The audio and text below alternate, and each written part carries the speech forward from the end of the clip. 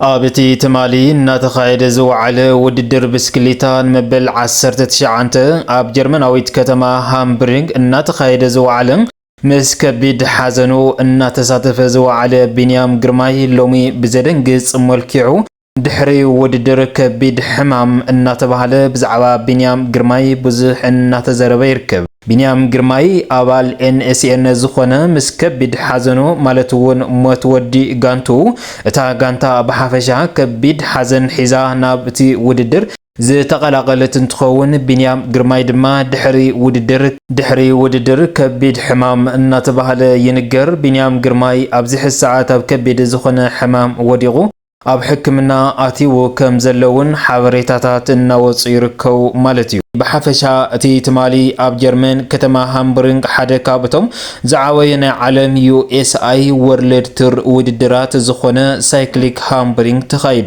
እዚ ውድድር እዚ ብፍላይ ንደገፍቲ ኤርትራውያንን ዓለም ለኸ ማሕበረሰብ ፈተውቲ ብሽክሌታት ፍልይ ዝበለ ዝነበረ እንትኸውን ማለት እውን ኤርትራዊ ጅግና ቢንያም ግርማይ ምስ ሓዳሽ ጋንቱ ኤንኤስኤን ሳይክሊንግ ቲም ኣብ ቅድሚት ኮይኑ ምእታው ሓደ ዘገርም ዜና ምዃኑ ካብቲ ዝሕዝን ዜና ድማ ማለት እውን ጋንታ ኤንኤስኤን ብሰንኪ ዘጋጠማ መደንገፂ ናይ ሓዘን ፍጻመ ሞት ናይቲ መንእሰይ ተቀዳዳሚ ፊናሊ ታርሊንግ ወዲ 19 ዓመት ብሰንኪ ሓደጋ መኪና ህይወቱ ከም ዝሓለፈ ዝዝከር እንትኸውን እዚ ከቢድ ዝኾነ ሓዘን ሒዛ እያ ናብቲ ውድድር ክትፅንበር ክኢላ ማለት እዩ። ባርከስ ሎሚ ናባኹም ነብሎ ብዛዕባ ቢንያም ግርማይ ድሕሪ ውድድር ከቢድ ሕማም ዝበሃለሉ ዘለን ከምኡውን ቢንያም ግርማይ ካብ ሞት ዝወፅሉ ቦታታት ብቪድዮ እንትዝርጋሕ እንታይ ይመስል ንዝብል ዝርዝራቱ ናባኹም ክነብል ንኸውን። ብሓፈሻ ትማሊ ዝወዓለ ዓወትን ዝነበረ ናይ ዳኛታት ጌጋታትን ዝርዝራቱ ናባኹም ክነብል ንኸውን። ንሙሉእ ትሕዝትኡ ሓቢርኩምና ንምጽናሕ ነዚ ቻነልና እዚ ሓደሽ ዝኾንኩም ንመደብና ሳብስክራይብ እናበልኩም ኣባላትና ላይክ ሼር እናበልኩም መደባትና ስካብ መወዳእታ ሓቢርኩምና ጽንሑ። ጋንታ ኤንኤስኤን ሳይክሊንግ ቲም ናብዚ ውድድር እዚ ከኣቱ ከላ ብዓብዪ ናይ ሓዘን ደመና ተኸበይባ እያ ነይራ። ኣብዚ ቀረባ መዓልታት ማለት እውን ኣብ ውድድር ቮልታ ፖርቹጋል ዘይተጸበዮ ናይ መኪና ሓደጋ ኣጋጢምዎ ንመጻኢ ተስፋ ዝነበሮ መንእሰይ ተቀዳዳሚ ፊናሊ ታርኒንግ ወዲ 19 ዓመት ህይወቱ ከም ዝሓለፈ ዝዝከር እዩ። እዚ ወዲ 19 ዓመት አባል ኤንኤስኤን ጋንታ ዝኾነ ተወዳዳሪን ጽቡቕ ብቕዓትን ዝነበሮ እንትኸውን ዘይሓሰቦ አባል ናይ እቲ ውድድር ብዘይኮነት መኪና ተገጩ ኣብ ሕክምና ትከታተል ድሕሪ ምጽናሕ ኣብዚ ቅነዚ ህይወቱ ከም ዝሓለፈ ነታ ጋንታ ኣብ ጸልማት ኩነታት ኣቲዋ ከም ዝነበረት ዝፍለጥ እዩ።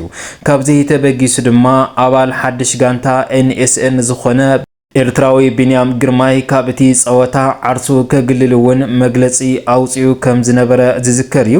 ነገር ግን ድማ በቶም መዳለውቲ ኳድኣስ ነቲ ዝሞተ ወዲ ጋንታና መዘከርታ ነታ ሒዝናያ ዘለና ጋንታ ድማ ዓወት ክነጨብጣ ንኽእል ኣለና ብዝብል ቢንያም ግርማይ እንደገና ናብ እቲ ውድድር ከም ዝተጸንበረ እውን ተፈሊጡ እዩ።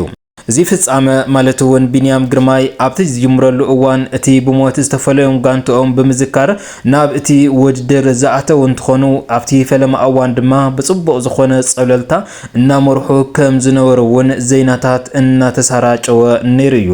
ቢንያም ግርማይ ካብ ናይቲ ጋንታ ቀዳሚ ተቀዳዳሚ ተዋሂሉ ሙሉእ ተስፋ እውን ኣብ ልዕሊኡ ሓዲሩ ዝነበረ ቢንያም ግርማይ ዓርሱ ኣፀዊዑ ነታ ጋንታ ኣብ እቲ ወርልድ ከመዝግባ እውን ነበረ ብዙሕ ተስፋን ተፅቢታትን ዝነበሮ ኩነታት እዩ። እቲ ውድድር ካብ ቡክስተሆድ ተላዒሉ ኣብ ማእኸል ሃምቡርግ ኣብ ዝርከብ መስመር እዩ ተዛዚሙ።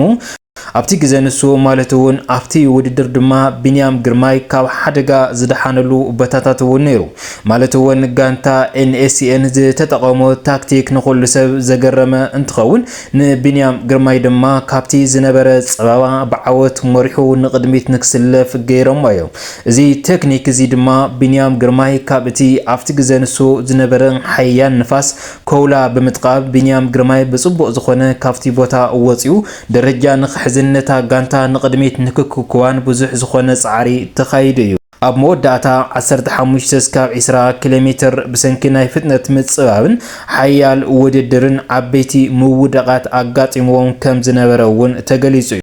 ማለት እውን ኣብ እቲ 15 ካብ 20 ኪሎሜትር ኣብ ዝተረፈ እዋን ኩሎም እቶም ተቀዳደምቲ ናብ ሓደ ቦታ ዝተኣከውልን ብዙሕ መውዳቕን ብዙሕ መክሰርትን ኣጋጢሙ ከም ዝነበረ እውን ተገሊጹ እዩ። ኣብቲ ግዜ ንሱ ልዕሊ 4-5 ዝኣኽሉ ተወዳደርቲ ንመሬት ከም ዝወደቑ ዝተፈላለዩ ልዕሊ 5 ድማ ብዙሕ ምግጭያት ገጢምዎም ከም ዝተረፈ ዝፍለጥ እዩ። ኣብዚ ግን ጋንታ ኤንኤስኤን ብዝገበረቶ ሞያዊ ቴክኒክ ንቢንያም ግርማይ ብጽቡቕ ካብቲ ግዜ ንሱ ወፂኡ ካብ እቶም ቶፕ 10 ዝበሃሉ ወርልድ ክስርዓን ጋንታ ኤንኤስኤን እውን ኣብ ወርልድ ንኽትምዝገብን ገይሮሞ እዮም። ኣብቲ ግዜ ንሱ እውን ብዙሕ ዓንቀፍቀፍ ኣጋጢሙ ዝነበረ ቢንያም ግርማይ እውን ናይ መውፅእ ዓድሉ ሓፂር ከም ዝነበረ እውን ተገሊጹ እዩ። እቲ ናይ መወዳእታ 300 ሜትር ድማ ኣብ እቲ ናይ መወዳእታ መስመር ቢንያም ግርማይ ምስ ዓበይቲ ተቀዳደምቲ ዓለም ከምኒ ካዳን ግሮቭ ሳሮን ዝበሉ መሳኣቶም ገጽ ንገጽ ክረኣዩ ክኢሎም እዮም። ቢንያም ግርማይ ኣብዚ ውድድር እዚ ኣብ ቅድመ ዝተሰርዕቲ ማለት እውን ቶፕ 10ን ቶፕ 15ን ውሽጢ ብምእታው ጽቡቕ ደረጃ ዓብዪ ዩኤስኣይ ወርልድ ቱር ፖይንት ብምሓዝ ንጋንትኡ ኤንኤስኤን ኣመዝጊቡ ኣሎ። እቲ ዝረኸቦ ነጥቢ ንጋንታ ኤንኤስኤን ኣብ ዓለም ለኻዊ ናይ ወርልድ ቱር ራንኪንግ ደረጃ ንክትሕዝን ንቅድሚት ክትግስግስን ዓብዪ ሓጋዚ ኮይኑ እዩ። ኣብ ከምዚ ዝበለ ናይ ሓዘን ጸቕጥን እዋንን ካብ ሓደጋ ኣምሊጥኻ ኣብ ቅድሚት ምውዳእ ንጋንታኻ ነጥቢ ምዕራፍ ዓብዪ ዓወት እዩ ክብል ድማ ገሊጾም እዮም። ቢንያም ቀዳማይ መድረኽ ፓዶም ቪክቶሪ ንምሓዝ ብሰንኪ ኣብ መወዳእታ ዘጋጠሙ ናይ መስመር ምጽባብ ስቶክ ኢን ፖዚሽን ዕድል ስኢኑ እዩ። ማለት እውን ካብ እቲ ፈለማ ተበጊስዎ ዝነበረን ሒዝዎ ዝነበረ ዕላማን ዕወት ከም ዝኸውን ጥርጥር ኣይነበረን። ነገር ግን ኣብ እቲ ናይ መወዳእታ መስመር ዝነበረ ናይ ምጽበባብን ዝተፈላለዩ መውደቕቲ ኣጋጢሙ ዝነበረ ስለ ዝኾነ ኣብቲ ናይ መወዳእታ ክዕወት ኣይከኣለን። ባርከስ ቢንያም ግርማይ ኣብ ከቢድ ዝኾነ ሓዘንን ጭንቀትን ወዲቑ እናሃለ እዩ እዚ ክብረ ወሰን እዚ ከመዝግቦ ክኢሉ ዘሎ። ኣብ ዝሓለፈ ቱር ደ ፍራንስ እውን ብዙሕ ታሪኽን ዘመዝገበ እንትኸውን ብፍላይ ድማ ኣብ 2024 ዝነበረ ውድድር እውን ጽቡቕ ዝኾነ ዓወት ኣመዝጊቡ ንኹሉ ሰብ ድማ ኣገሪሙ ዝነበረ ኣብ ቱር ደ ፍራንስ እውን ብዙሕ ሰብ ኣብ ዝወደቐሉ ብዙሕ ሰብ ሂወቱ ኣብ ዝሓለፈሉ ቢንያም ግርማይ ግን ጥበብ ዝተመልኦ ክእለትን ማለት እውን ኣብቲ ግዜ ንሱ ዘሊቑ ኣብቲ ናይ ትማሊ ዝነበረ ኣብ ከተማ ኣብ ጀርመን ከተማ ሃምቡርግ ዝነበረ እውን ጽቡቕ ዝኾነ ዓወት ሓፊሱ ማለት እውን ዓርሱ ኣብቶም ቶፕ 10 ንኽስራዕ እታ ጋንታ ኤንኤስኤን እውን ኣብ ወርልድ ንኽትምዝገብ ገይርዋ እዩ። ዛዕባ ቢንያም ግርማይ ብዙሕ ዘደንቑ ታሪኽን እናተሰርሐ ዝርከብ እንትኸውን ኣብዚ ሕዚ ሰዓት ግን ጸገሙ ብዘይተፈለጠ ኣብ ሕክምና ኣትዩ ከም ዘሎ እዩ እናተነገረ ዝርከብ።